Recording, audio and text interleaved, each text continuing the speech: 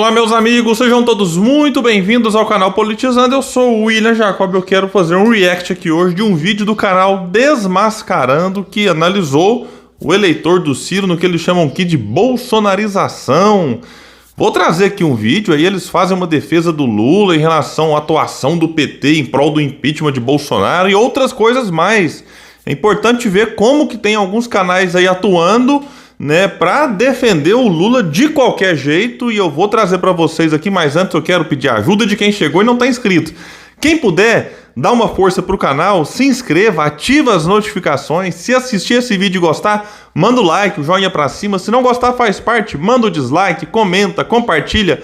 Tudo isso, pessoal, é muito, mas muito importante para que o nosso trabalho continue crescendo. Bora lá então assistir aqui um vídeo. Eu vou pôr na parte que começa a falar dos eleitores do Ciro, né? A gente vai aqui trazendo algumas reflexões. Vamos lá então ver aqui qual que é a deles aqui. FSB, que é a pesquisa do Banco BTG Pactual, tem um dado que eles vêm coletando que vale a pena a gente observar, tá? Que é a bolsonarização dos eleitores do Ciro, tá? Muita gente acha que enxugando ali os 7% que o Ciro tem, com a questão do voto útil e tal, o pessoal acha que esses votos vão pro Lula. E cada vez mais o eleitor do Ciro está declarando voto no Bolsonaro no segundo turno. E, enfim, isso indica um processo de bolsonarização desse eleitor, que também pode vir a fazer voto útil no primeiro turno, mas a favor do Bolsonaro. Bem, isso pode estar acontecendo. Bom, antes dele dar a explicação que ele acha, eu tô avisando aqui há muito tempo que é uma ilusão achar que, naquela época, o Ciro tem que tirar sua candidatura, porque eles achavam que assim, não, tirou, aí o Lula ganha, todo eleitor do Ciro. Pera aí, eu tô avisando isso aqui há muito tempo que isso não acontece. Né, que não é simples assim, não é questão de opinião minha, as pesquisas já mostram isso, né, já há um bom tempo. William, mas por que então? Será que é porque o eleitor do Ciro está se bolsonarizando? Olha, eu conheço muita gente mesmo, que votou no Bolsonaro em 2018, se frustrou, né, tá se sentindo decepcionado, se sentindo traído com o atual governo, e que passou a olhar para o Ciro e falar, puxa, esse aqui é o mais preparado e tal, pronto, vota no Ciro. Porém, vejam bem, não é uma questão do que eu acho, é uma questão do que muitas pessoas entendem. Né? Num eventual segundo turno sem o Ciro, essa pessoa teria muita dificuldade de fazer esse movimento vindo do Bolsonaro para votar no Lula. Então essa pessoa ou anula o voto, né? Tem muita gente com essa disposição, ou até votaria no Bolsonaro. Então para essa pessoa o Lula não desce de jeito nenhum. Né? E aí vai fazer o quê? Vai brigar com o eleitor, vai impor, não, você tem que votar no Lula, ou você tem que votar contra o Bolsonaro. Olha, tem que ter paciência e entender os motivos. E o PT, em vez de fazer uma autocrítica, em vez de mostrar, não, nós aprendemos com os erros do passado, nós agora somos diferentes, não, o PT parece que faz questão de mostrar que é o mesmo PT de antes. Aí fica difícil atrair esse eleitor antipetista, que até vota no Ciro, mas jamais votará no Lula, nem em voto útil de primeiro turno, nem no eventual segundo turno. Mas aí ele acha que tem explicação. Vamos lá. Acontecendo por diversas razões. O meu palpite principal seria os ataques, né, cada vez mais constantes e agressivos do Ciro contra o Lula. Por exemplo, hoje, isso que aconteceu hoje. O Lula comentou lá, o Lula batendo no Bolsonaro. Quando ele fala hoje é dia 20, só para situá-los aqui. Bolsonaro, né? Hoje vi no jornal que 72% das mulheres brasileiras estão endividadas. Não para comprar casa ou carro, estão endividadas porque estão usando seu cartão de crédito para comprar comida. Bem, o Ciro veio bater no Lula, por exemplo, né? O Ciro veio bater no Lula. Eu até fiz um vídeo sobre isso. Né? O Ciro de fato inovou, porque até então não tinha visto isso. O Ciro deu um retweet comentando essa postagem do Lula. E aí ele diz que o Ciro vai bater no Lula. Veja bem. Ele respondeu dizendo, não é por isso não, você e Bolsonaro são... Opa! Não é por isso não, Lula. Você e Bolsonaro. Então por que ele não disse que o Ciro veio aqui bater no Lula e no Bolsonaro, que replicam o mesmo modelo econômico? O Ciro está repetindo isso. Meta de inflação, superávit primário, câmbio flutuante. Os grandes parceiros nessa tragédia, você expandiu o crédito de 15% para 55% do PIB, ao mesmo tempo em que promoveu de forma contínua uma das maiores taxas de juros do mundo. Então isso aqui é um exemplo de como que o Ciro vem atacando de maneira reiterada o Lula, né, de maneira pesada.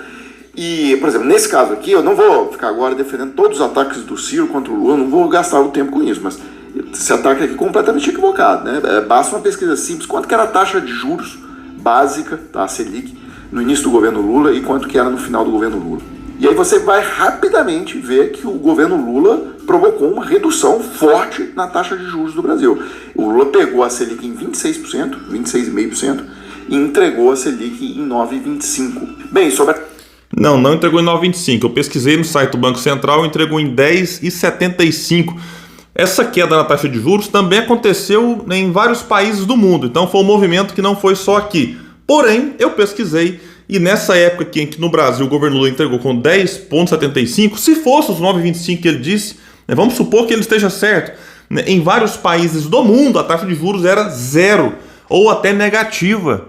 Então não é porque aqui você caiu de 26,5% para algo em torno de 10,75%, 10, 11, 9%, que tem que comemorar, né? Então aqui, comparando com outros países, era um paraíso para os rentistas, como continua sendo com o governo Bolsonaro, porque o Ciro ataca o modelo econômico e o modelo de governança política que ambos replicam no poder, né?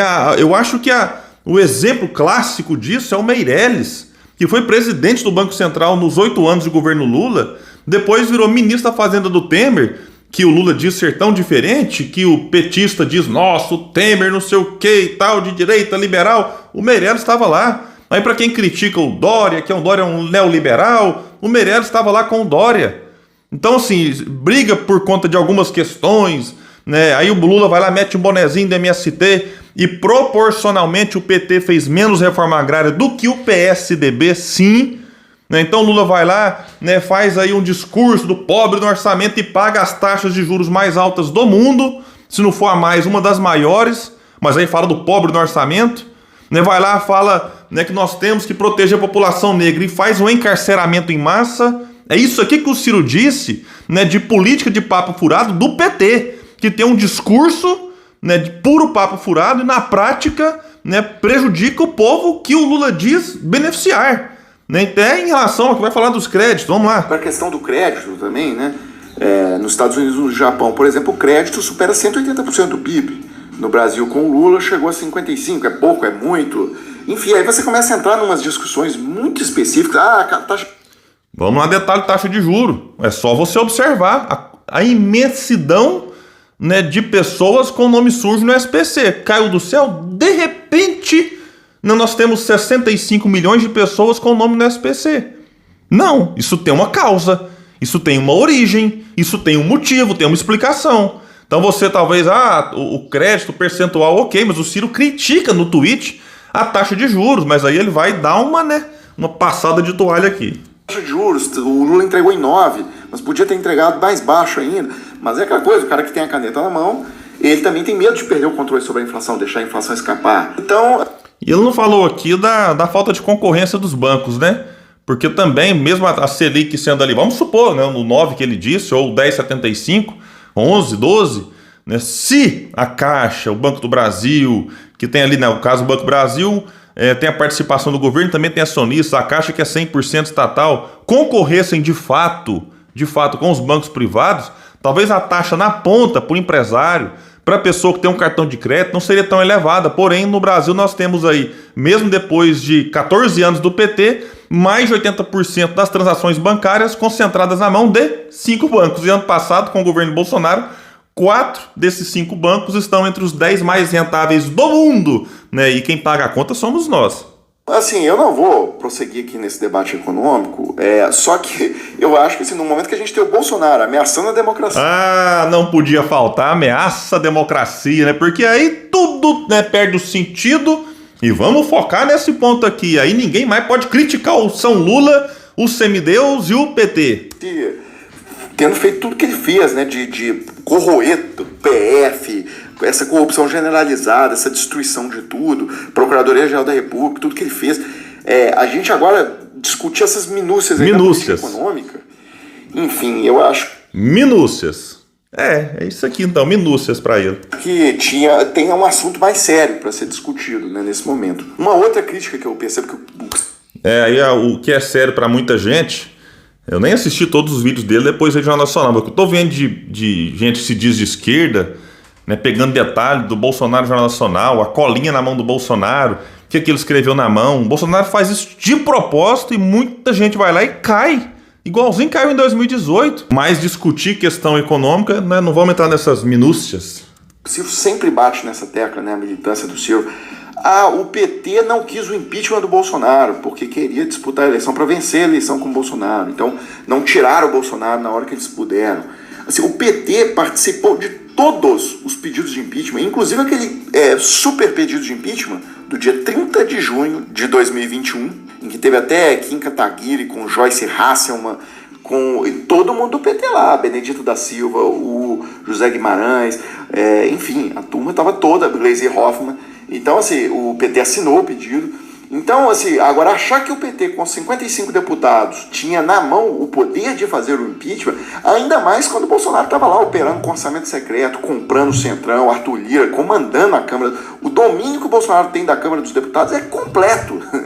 O PT não tinha possibilidade nenhuma de fazer o impeachment. Ou seja, isso é uma mentira grosseira, é uma coisa que chega a ser...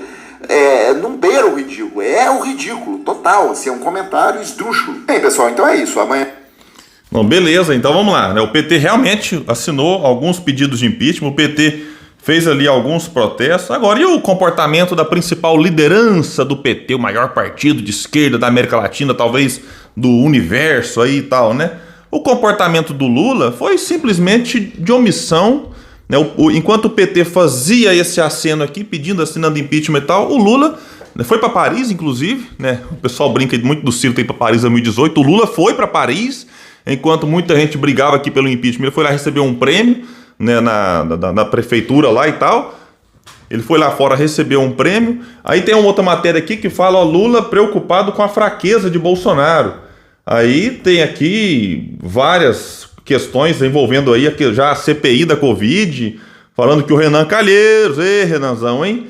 Tava ali que a ordem era, peraí, vamos deixar sangrar, vamos bater muito, mas não para derrubar Bolsonaro, é só para mantê-lo aí no ringue, mas sem dar um golpe fatal. Por quê? Porque a estratégia do PT, olha, isso aí não precisa ser nenhum gênio para entender que aconteceu isso, né? Foi manter o Bolsonaro com alguma sobrevida para chegar nas eleições e o Lula e o PT se apresentarem como a salvação contra o Bolsonaro, e diante disso, ai de quem critica, aí é acusado de ser linha auxiliar do fascismo, de estar ajudando o bolsonarismo. A gente está vendo isso acontecendo, né? A estratégia lá de 2018, quando o Zé Dirceu disse, tem matéria entre o primeiro e o segundo turno, que talvez o melhor seria, né, de fato, o Bolsonaro ganhar, desastrar o país, porque assim o antipetismo reduziria e aí ficaria mais fácil do PT voltar. A gente está vendo isso acontecendo. Se vai dar certo ou não, não sei, mas enfim... negar isso aqui também eu acho que não dá, mas de fato o PT assinou, fez a parte, né, institucional enquanto partido, mas o Lula se calou vergonhosamente sobre o impeachment, né, não fez um tweet do tipo assim, impeachment já, fora Bolsonaro, não fez vídeos cobrando o impeachment, o avanço nesse sentido, não cobrou, porque é isso, o impeachment é uma construção. E quando a principal liderança da chamada esquerda no Brasil se omite, aí ele, que já não seria fácil por conta dessa questão, sim, envolvendo o Centrão, fica praticamente impossível e o Lula se omitiu nessa luta. Pessoal, então é isso, eu fico por aqui. Quem gostar desse vídeo, compartilha. Vamos trazer mais pessoas para o canal Politizando, porque aqui a gente luta por um Brasil melhor. Valeu, pessoal!